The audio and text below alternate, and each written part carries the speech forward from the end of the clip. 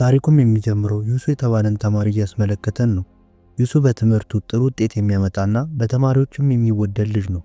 ታዲያም አንድ ቀን ዩሱ ትምህርቱን እየተከታተለ ያለ አስተማሪያቸው አዲስ ሶክቻን የተባለ ልጅ ወደ ትምህርት ቤታቸው እንደመጣ ትናገራለች። ሶክቻን የታዳጊዎች የቦክሲንግ ሻምፒዮና ነው። ሁሉም በሶክቻን መምጣት ይደሰታሉ። ነገር ግን ዩሱ ሞትን የተመለከተ ያክል በጣም ይደነግጣል። አስተማሪዎቹ ክፍሉን ለቃ እንደወጣች ሶክቻን ተማሪዎቹ ላይ ጉልበቱ ማሳየት ይጀምራል። ዩሱም የፈራ አልቀረለትምና ሶክቻን ወደሱ በመምጣት እያሾፈበት ይደበድበዋል። የዩሱ ጓደኛም ልታስቆመው ስትሞክር ሶክቻን ወደሷ በመዞር እሷንም እያስፈራራ ይመታታል። ይህን የተመለከተው ዩሱ ጓደኛውን እንዳይጎዳት ሶክቻንን እጁን በመያዝ ይለምነዋል። ነገር ግን በዚህ የተናደደው ሶክቻን እሱንም ቅጥቅጥ ያደርገዋል። ታሪኩ ወደ ኋላ ይመለስና ከልጅነቱ ጀምሮ ዩሱ በሶክቻን ሲጨቆን እንደነበረ እንመለከታለን። አንድ ቀን ሶክቻን እንደለመደው ዩሱን በመደብደብ መሬት ላይ ዘርሯል። በዚህ ድርጊቱ የተማረረው ዩሱ መሬት ላይ ያገኘውን እስክሪብቶ እጁ እየተንቀጠቀጠ ያነሳዋል። ሶክቻንም ዩሱን ፈሪ እያለ እጁን በመያዝ ወደ ራሱ አይን በማስጠጋት ወንድ ከሆነ እንዲወጋው ይነግረዋል። ዩሱ የዓመታት ጭቆናና ንዴት ወደ ጭንቅላቱ በመምጣት በንዴት አይኑን ይወጋዋል። ሁሉም በድንጋጤ ዩሱን ይመለከቱታል። ሶክቻንም መሬት ላይ እየተንፈራፈረ የቀኝ አይኑን ያጣል። በፍርድ ቤትም ዩሱ እስክሪብቶ ስለተጠቀመ እናም ራስን እንደመከላከል ስላልታየ በ3 ዓመት እስር ይፈረድበታል። እናቱም ልጇ ወደ እስር ቤት እንደሚገባ ስታቅ ትክስቅ ብላ ታለቅሳለች። ወደ እስር ቤቱ በመሄጃ ባስ ላይም ዶዩን የተባለ አስፈሪ እስረኛ እንመለከታለን። ሂዩንሚን የተባለ ልጅ የዩሱን መቀመጫ ስለወሰደበት ዩሱም አማራጭ ሳይኖረው ከዶዩን አጠገብ ይቀመጣል። ከደረሱም በኋላ ሂዩንሚን ለምን እንደታሰረ ዩሱን ይጠይቋል። ዩሱም በግድያ ሙከራ እንደሆነ ይነግረዋል። በዚህም የደነገጠው ሂዩንሚን ባስ ላይ ቦታውን ስለወሰደበት ይቅርታ ይጠይቀዋል። በእስር ቤትም የቆዩት እስረኞች እስር ቤቱ የጉልበተኞች እንደሆነና ምንም ድብድብ የማይችሉ ከሆነ ዝቅ ብለው ጥጋቸውን እንዲይዙ ያስጠነቅቋቸዋል። እስር ቤቱ በ3 ቡድኖች የሚመራ ሲሆን አንዱ ሳንጊያ ይባላል። የበፊት የጁዶ ሻምፒዮና ነው። ሌላኛው ዋንጁ ሲሆን የሰውነቱን ግዝፈት በመጠቀም ሁሉንም ይደበድባል። ሶስተኛው ሲዋንግ ሲሆን ሲታይ አጭርና ቀጭን ቢመስልም ነገር ግን ፈጣን ስለሆነ የትኛውንም ሰው የመደብደብ ችሎታ አለው። በእስር ቤት ውስጥም ኃይልን ለማግኘት ሲዋንግና ዋንጁ አንድ ላይ በመሆን ሳንጊያን ካጠመዱት በኋላ ለብቻ ያሳስሩታል። አሁን ላይ ሁለቱ የእስር ቤቱ መሪዎች ናቸው። ነገር ግን በእስር ቤቱ ከነሱ የበለጠ ጉልበተኛ እንዳለና ሶስቱም እንኳን አንድ ላይ ቢሆኑ እንደማያሸንፉት እንመለከታለን። ይህም ሰው ዶዩን ይባላል። ዶዩን የኤምኤምኤ ቦክሲንግ ሻምፒዮና ነበረ። አንድ ቀን ዶዩን ለእህቱ ልደት አበባ በሚያደርስላት ጊዜ እህቱ እንደተገደለች ይመለከታል። በቅጽበትም ገዳዩ ከጀርባ መጥቶ ያንቀዋል።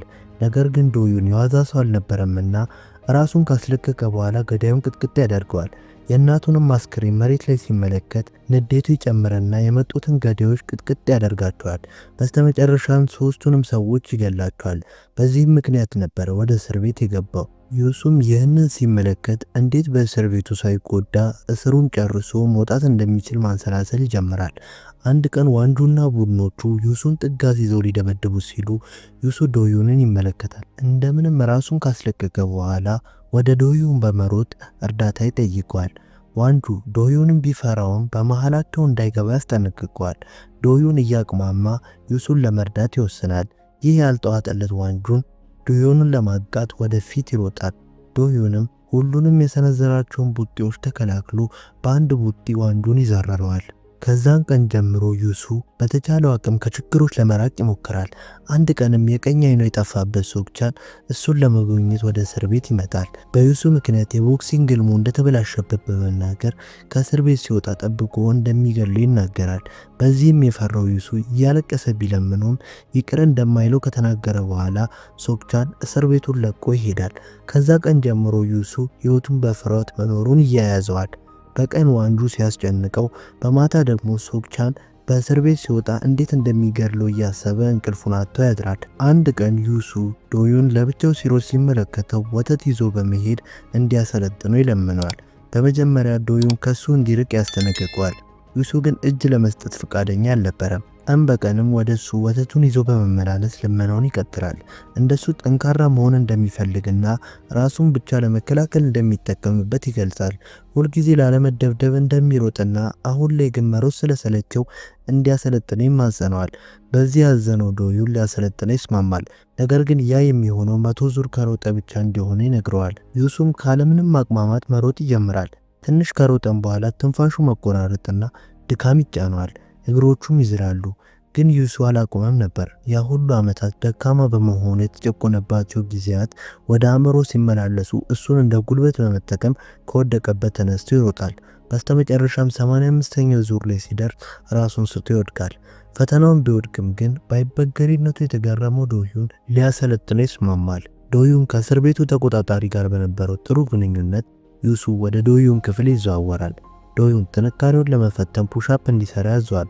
ነገር ግን ዩሱ 2 ወርዶ መነሳት ይከብደዋል። ይባስ ብሎም አንድ ፑላፕ እንኳን መስራት አይችልም ነበር። ዶዩንም ረድቶት የመጀመሪያውን ፑላፕ ያጠናቅቃል። ከዛ ቀን ጀምሮ የዶዩን ከባባድ ስልጠናዎች ይጀምራሉ። የመጀመሪያዎቹ ቀናቶች የዩሱ እጅ በጣም ልፍስፍስ ስለሆኑ 5 ፑሻፕ እንኳን ማውረድ አይችልም ነበር። በዚህም ተስፋ ሳይቆርጥ ጥብቅ በሆኑ ልምምድ መሻሻልን ያሳያል።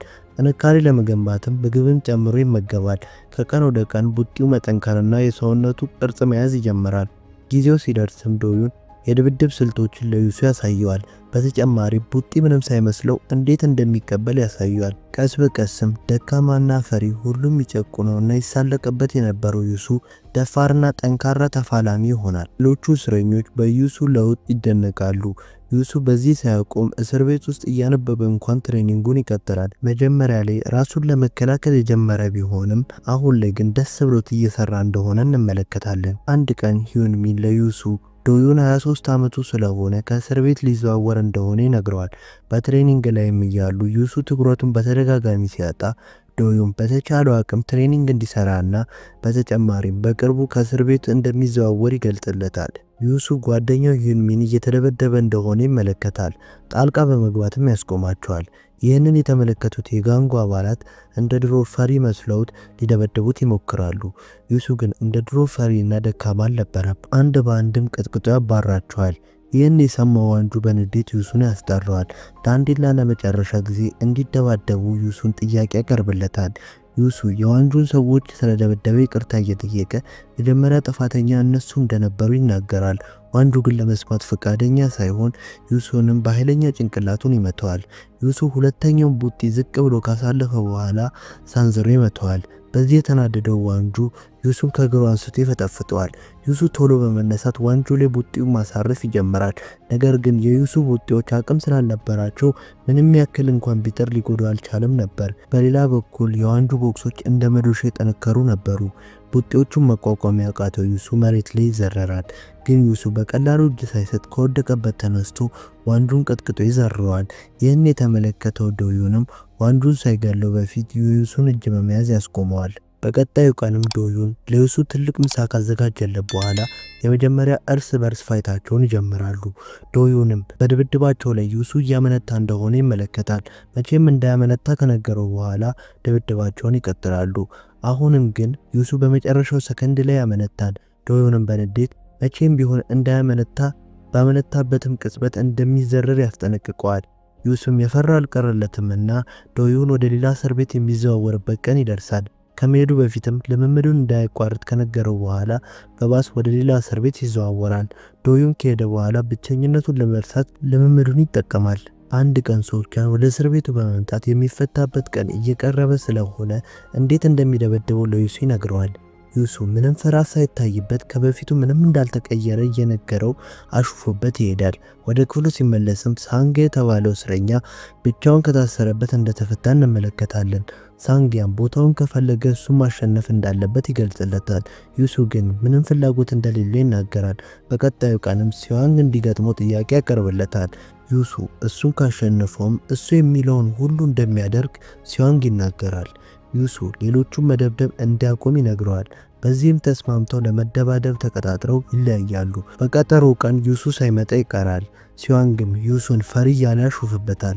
ይህን የተመለከተው ሳንጊያ ከዚህ በኋላ ጸብ ምንም እንደማያደርግና በሰላም መኖር እንደሚሻል እየተናገረ ያለ ዩሱ ይመጣል። ገና ከመምጣቱም ሲዋንግ ማጥቃት ይጀምራል። ሲዋንግ ፈጣንና የማይገመት ነበረ። ዩሱ ከሱ ጋር መፋለም ከብዶት ይወድቃል። ሳንግ ያሸነፈ መስሎት መደሰት ሲጀምር ዩሱ ያለ የሌላ ኃይሉን አሟጦ ይነሳና ሲዋንግን ቅጥቅጥ ያደርገዋል። መጨረሻ ላይም ሲዋንግ እጅ ይሰጣል። ከዚህ ድብድብ በኋላ ዩሱ በእስር ቤቱ የሚፈራው ሰው ይሆናል። በሌላ በኩል ዋንጁና ሲዋንግ ከዚህ በኋላ ሌሎቹ ላለመደብደብና ላለመጨቆን ለዩሱ ቃል ይገቡለታል። በስተመጨረሻም ሰላም ወደ እስር ቤቱ ይመለሳል። ከዚህ በፊት ጠላት የነበሩት አራቱ እስረኞች የቅርብ ጓደኛሞች ይሆናሉ። ሲዋንግም ለዩሱ የሚያውቀውን ቴክኒኮች ሁሉ ያስተምረዋል።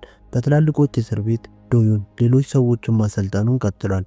ጥሩ ባህሪም ስለነበረው ዩሱ ከእስር ቤቱ በአመክሮ ይፈታል። ከመሄዱ በፊትም የልምምድ ቦታውን በመመልከት ከዶዩን ጋር ያሳለፈውን ጥሩ ጊዜ በማስታወስ እስር ቤቱን ለቆ ይሄዳል። ዩሱ በመለቀቁ ተደስቶ ሳይጨርስ ሶክቻን ወደሱ በመምጣት እንደ በፊቱ ሊያሾፈበት ይሞክራል። ዩሱ ግን ንቆት ሊሄድ ሲል ሶክቻን ለድብድብ ተዘጋጅቶ ስለመጣ የመጨረሻ ፍልሚያቸው ይጀምራል። ልምድ የነበረው ሶክቻን ዩሱን አፈር እያበላ ቅጥቅጥ ያደርገዋል። ሶክቻንም የዩሱ እናት እንደ ውሻ እንደለመነችው እየተናገረ በእናቱ ላይ ይሳለቃል። ዩሱም ተናዶ በኃይለኛው ይመታዋል። ሶክቻንም ከወደቀበት ተነስቶ ዩሱን ሆዱንና ጭንቅላቱን ደጋግሞ እየመታ ደም አስተፍቶ ይዛረዋል። በዘረረበትም ዩሱ ዶዩን የነገረውን ያስታውሳል። መቼም ቢሆን እንዳያመነታ የነገረው ነበር። ዩሱ እጅ ሳይሰጥ ተነስቶ መደባደቡን ይቀጥላል። ዶዩን ያስተማረውን ምት ያስታውሳል። ከዛም በኃይለኛ ግንባሩን ይመታዋል። ሶክቻን በጣም ደክሞ ስለነበር ዝም ብሎ ይሰነዝራል። ድክመቱን የተመለከተው ዩሱም በእግሩ መጥቶ ያጋድመዋል። በስተመጨረሻ ሶክቻን ለህይወቱ በመፍራት እጅ ይሰጣል። ዩሱም ትቶት ይሄዳል። በኋላም ዩሱ ወደ እስር ቤት ጓደኛው ዶዩንን ለመጎብኘት ይሄዳል። ሁለቱም እርስ በርስ ስለተያዩ ይደሰታሉ። ዩሱ ዶዩንን ስላሰለጠነው እያመሰገነ በስተመጨረሻ እንደሱ አይነት ቦክሰኛ መሆን እንደሚፈልግ ይናገራል። ዶዩን ፈገግ እያለ እዛ ደረጃ ለመድረስ ከፈለገ አሁን ከሚሰለጥነው በላይ መሰልጠን እንዳለበትና ራሱን ማጠንከር እንዳለበት ይነግረዋል። ከዛም ዩሱ እሱ ከሄደ በኋላ በእስር ቤት ያሳለፈውን ህይወት እየነገረው እርስ በርስ ይሳሳቃሉ። ታሪኩም እዚህ ጋር ይጠናቀቃል።